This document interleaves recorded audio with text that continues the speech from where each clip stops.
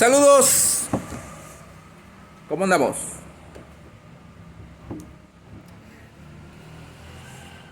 Aquí su amigo hermano Amos Hidalgo Acosta. De repente me quedé en la nube. Bueno, vamos a empezar una miniserie que yo le he llamado Leyendo a Ratzlaff, hablando de este libro Sábado en Cristo, que es una recomendación para todo aquel que lo pueda conseguir. Y vamos a hablar acerca de la naturaleza del pacto mosaico. Por ejemplo, por qué en Deuteronomio se menciona que el libro de la ley es un testigo en contra de Israel, el pueblo del pacto. O por qué en Éxodo 31 encontramos que el día de reposo es la señal de pacto. Una señal de pacto, del pacto mosaico.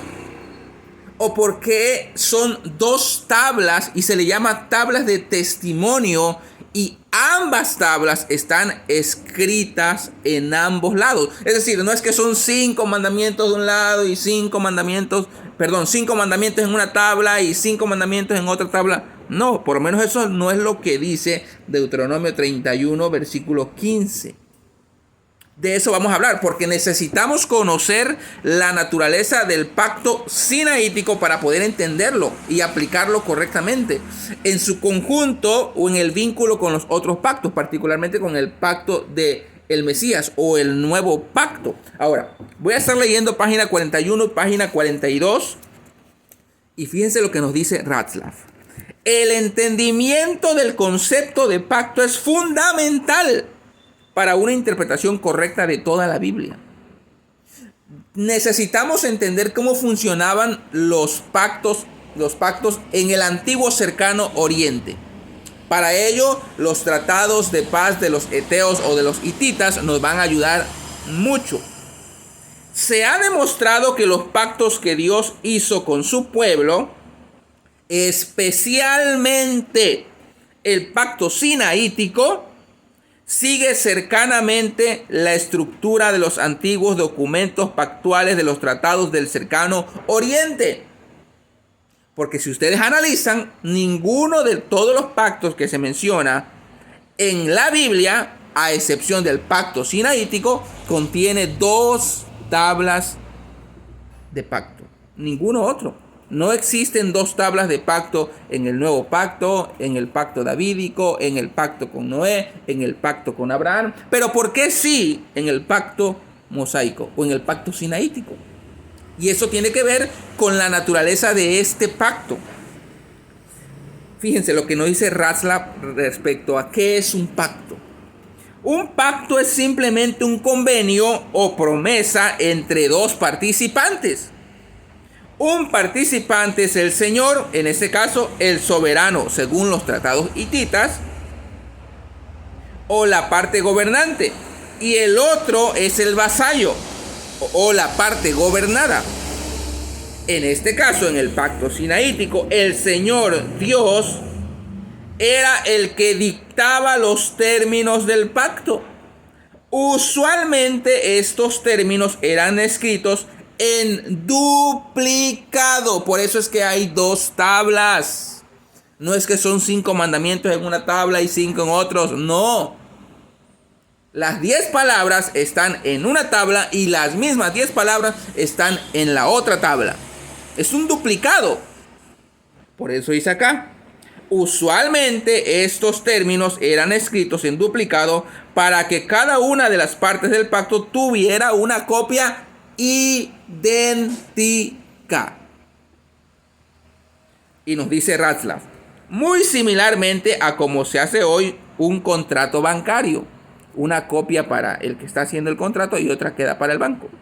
Los documentos pactuales contenían la promesa hecha por el Señor a la parte gobernada y los requerimientos u obligaciones dados a la parte gobernada por el Señor.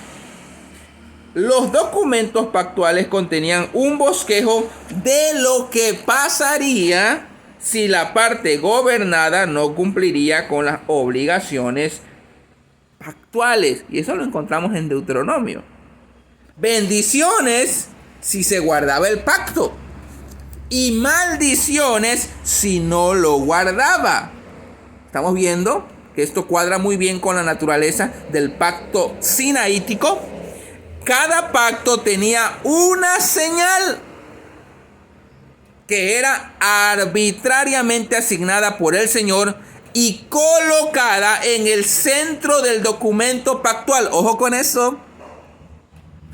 Hay quienes leen el decálogo y dicen, bueno, la observancia del sábado, como está dentro de los 10 mandamientos, y como ven, todos estos son mandamientos morales, entonces la observancia del sábado es un mandamiento moral. Pero no lo es. De hecho, es una santa convocación, como se lee en Levítico 23. Por lo tanto, es un mandamiento ceremonial. Pero ¿por qué está injertado o insertado en el centro del decálogo? Porque es una señal. Y esto es lo que nos dice Deuteronomio 31, 16. Guardarán pues el día de reposo los hijos de Israel, celebrándolo por sus generaciones, por pacto perpetuo. Señal es para siempre entre mí y los hijos de Israel. Es una señal de pacto. Por eso está colocado intencionalmente en el centro del decálogo. Porque el decálogo es la tabla de testimonio. Es el documento de testimonio pactual. Dice, la parte gobernada debía guardar o acatar la señal del pacto. Por eso, después de que se entre en pacto, no antes, no en Éxodo 16, después de que se entre en pacto con Dios en el Sinaí, y el pueblo de Israel ahora recibe la observancia del día de reposo como señal de pacto, se determina que todo aquel que transgrede o quebrante este mandamiento debe ser eliminado o muerto, conforme a la misma ley, porque es una señal.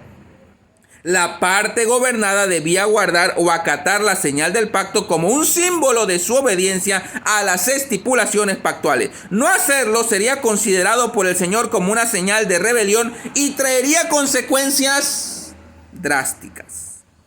Y ya tenemos el ejemplo ahí de Números, cuando encuentran a un hombre que está recogiendo leña en el día de reposo, y Dios mismo determina apedréelo todo el pueblo. Interesante. Continuemos. Entonces vemos que hay 5 puntos principales en cada pacto. La promesa del Señor a la parte gobernada. Número 2. Los requerimientos dados a la parte gobernada por el Señor. Número 3. La señal de pacto, que en este caso es el día de reposo. Número 4, una lista de bendiciones que ocurrirían si había obediencia al pacto. Y número 5, una lista de maldiciones que vendrían si se desobedecían las estipulaciones pactuales. Todas estas cosas estaban detalladas en 2 documentos pactuales idénticos, uno para el Señor y uno para la parte gobernada, en los tratados del antiguo cercano Oriente. Esto es interesante. Si desconocemos esta información que tiene que ver con el contexto cultural dentro del propio texto, si desconocemos esto, vamos a tener muchas malas interpretaciones. Así que esta es la primera lectura de Leyendo a Ratzlaff. Y ahí estamos. Saludos.